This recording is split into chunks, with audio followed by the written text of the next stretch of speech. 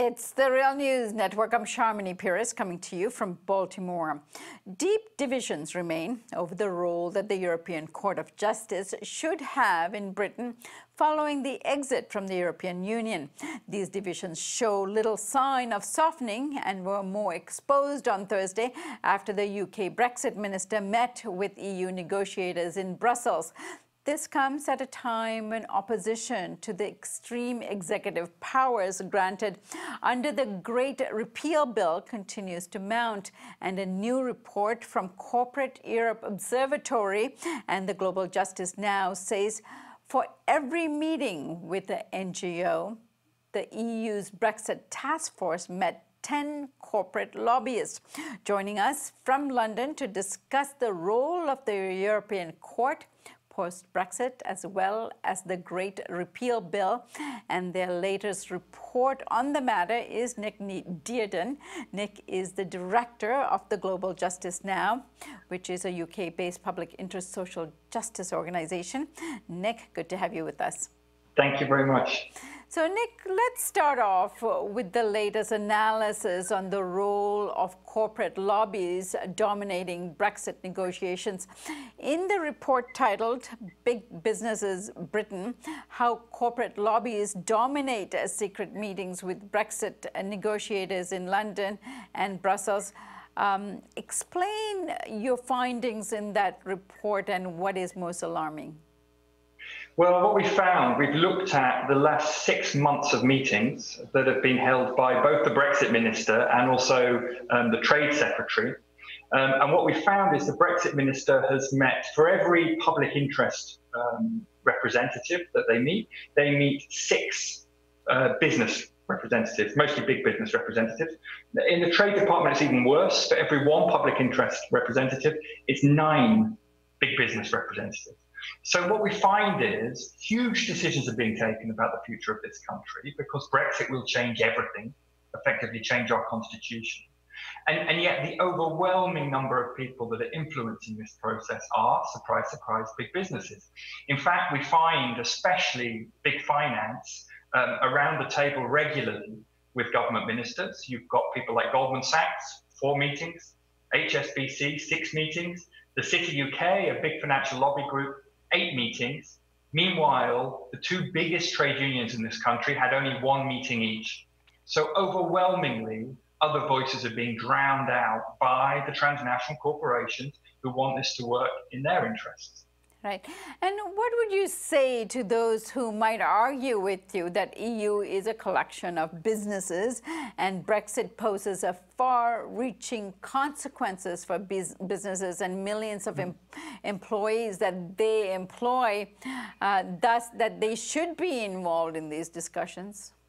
Oh, of course, and nobody's saying they shouldn't be involved in the discussions.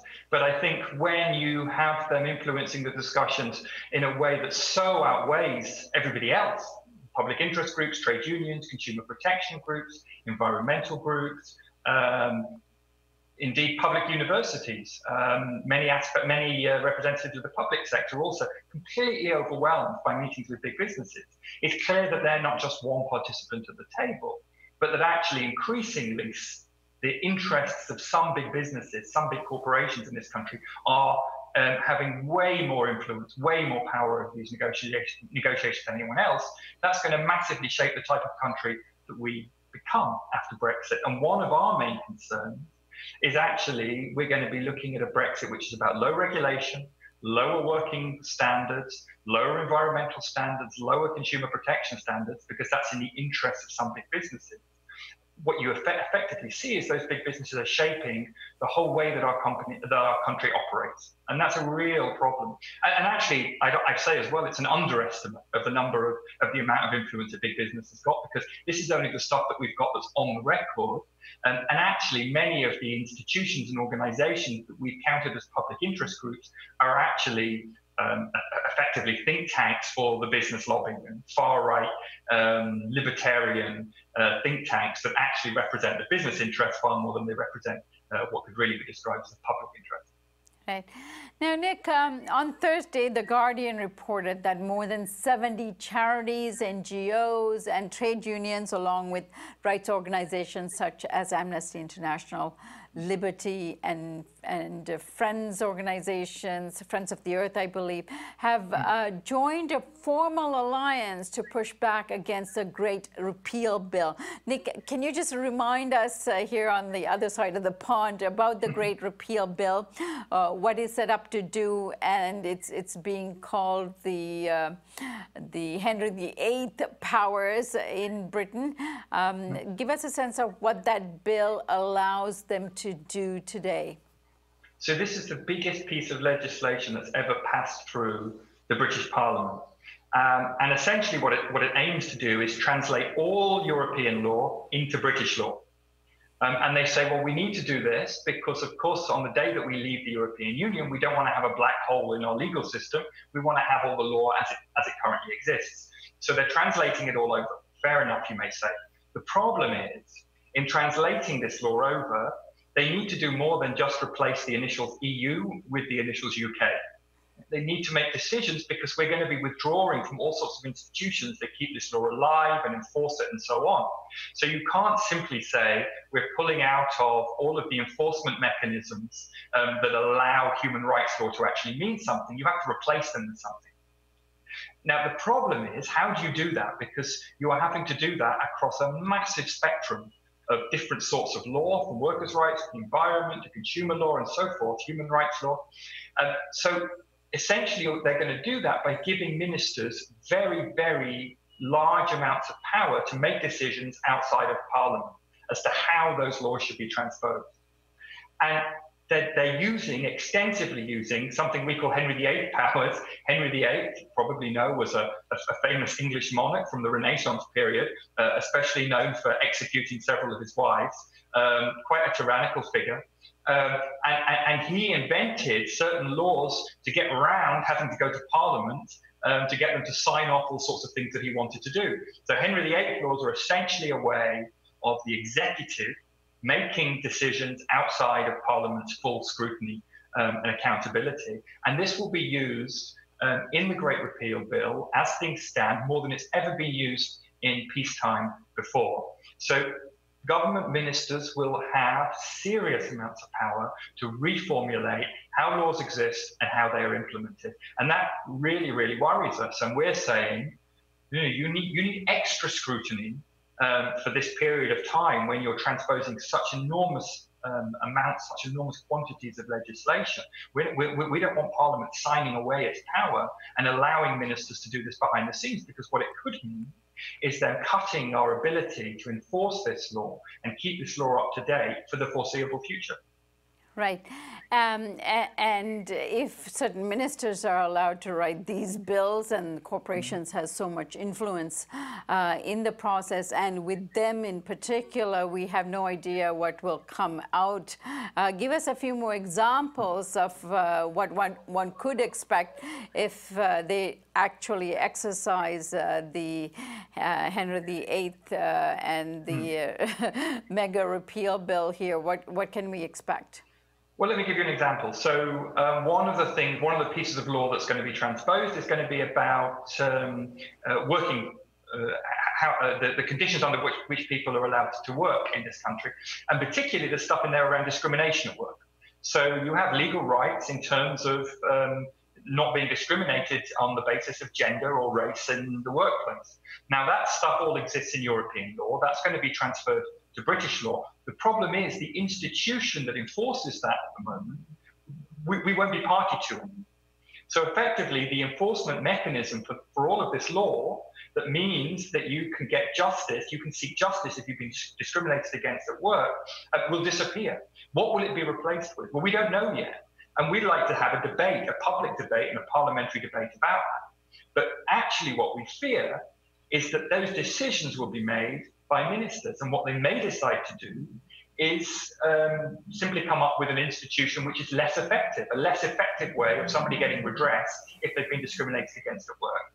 And that's just one example in many, many, many other examples concerning our water quality and the quality of our seawater around our islands, the quality of the food that we eat. The amount of toxins we're allowed to have in our cosmetics and so on. Many, many, many issues that effectively are tied to a group of institutions at the moment that will cease to have any legitimacy in this country after Brexit. Essentially, you could have ministers making decisions about how these things are to be enforced and how they're to be adjudicated upon after Brexit, without the requisite parliamentary and public scrutiny. Right. All right, let's change tracks here to the debate over the role of the European Court of Justice in the UK.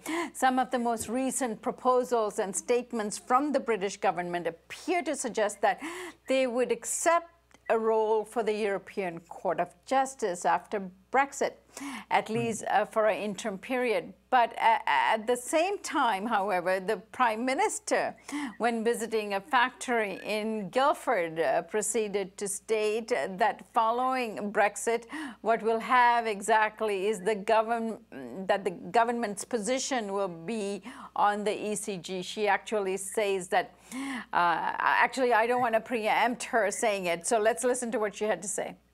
When we leave the European Union, we will be leaving the jurisdiction of the European Court of Justice. What we will be able to do is to make our own laws. Parliament will make our laws. It is British judges who will interpret those laws, and it will be the British Supreme Court that will be the ultimate arbiter of those laws.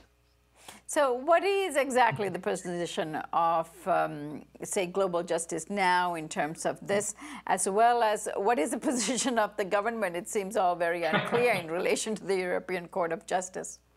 It's unclear on this, as it's unclear on everything else.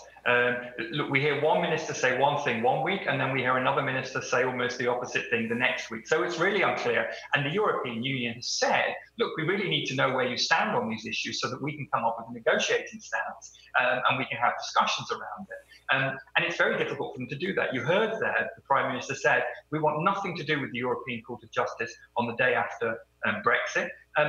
However, if the European Court of Justice isn't there, for example, to adjudicate differences that we may have over trade policy or regulations with stuff that we're selling into the European Union, who will adjudicate on those issues? And one of the things we're worried about is that the adjudication of the European Court of Justice will be replaced by adjudication by some kind of an investor-state dispute mechanism system, just like you see in trade agreements like TPP and TTIP. The proposal was you have these courts that are only open to foreign businesses to try to sue governments when those governments do something that businesses don't like. And we're worried one of these will get put into any trade deal that we do with the European Union. Certainly the British government has always liked these things in the past.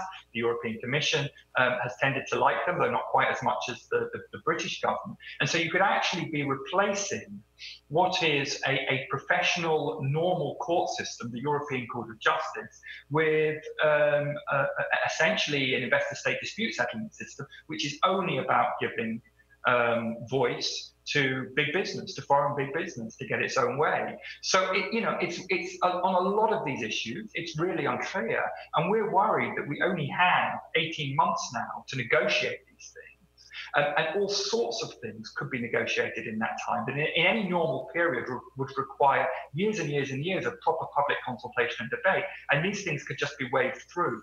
Under executive power. I mean, the Prime Minister talked there about Parliament being able to make our laws. Well, Parliament's always been able to make our laws, actually, and Parliament can, if it wants, leave the European Union, and it's proved that by the recent decision, the triggering of Article 50, the triggering of that decision to leave. Actually, what we're worried about now is that Parliament is being curtailed from its ability to scrutinise and make our laws, because the executive is being handed such enormous amounts of power.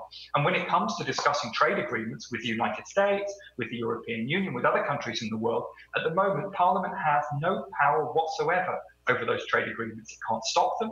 It can't set a mandate.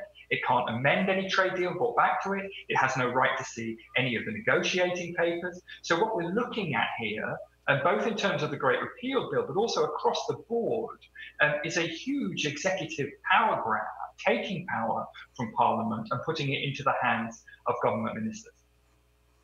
All right, Nick, very interesting transitionary period here, where a lot of things could be inserted, and where the public and people will could lose interest, their interest in the process. So I thank you so much for joining us.